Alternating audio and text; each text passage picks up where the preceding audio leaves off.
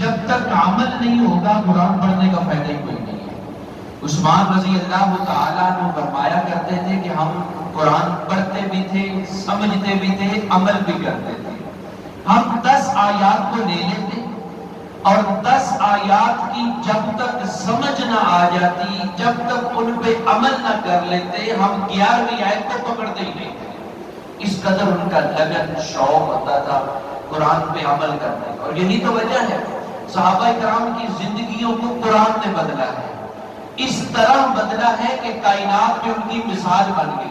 جو بکریوں کے چرواہے تھے، ان کو پوچھنے والا کوئی نہیں تھا، بدو ان کو کہا جاتا تھا، حیثیت ان کی معاشرے میں کوئی نہ تھی، لیکن جب انہوں نے قرآن کو سمجھا، پڑھا، عمل کیا، اللہ نے دنیا کی حکومت ان کو عطا کر دی۔ یہ قرآن پہ عمل کرنے والے لوگ۔ تیسرا مقصد، قرآن پڑھنا چاہیے اجر و ثواب کے لیے۔ اجر و ثواب کی نیت سے قرآن پڑھنے والے، دنیا میں یہ ایک ایسی کتاب ہے جس کے پڑھنے سے اجر و ثواب ملتا ہے۔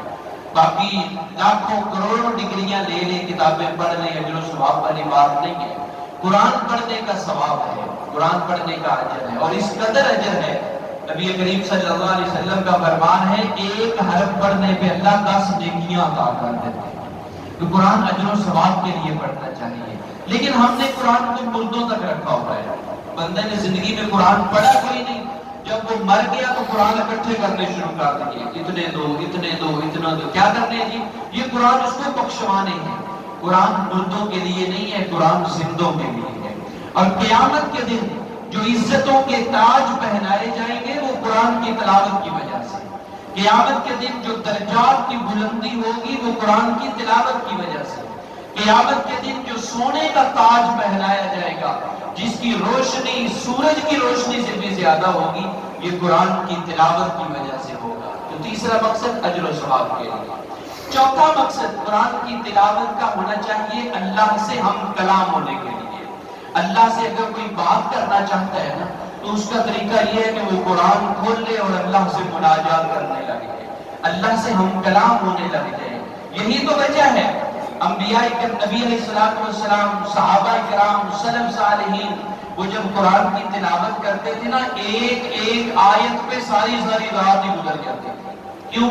ان کو سمجھ آتی تھی کہ ہم کیا کر رہے ہیں، ہم کیا پڑھ رہے ہیں۔ نبی علیہ الصلوۃ والسلام نے ایک آیت پڑھی، سیدہ عائشہ رضی اللہ عنہا فرماتی ہیں ساری رات اسی آیت کو ہی پڑھتے رہے۔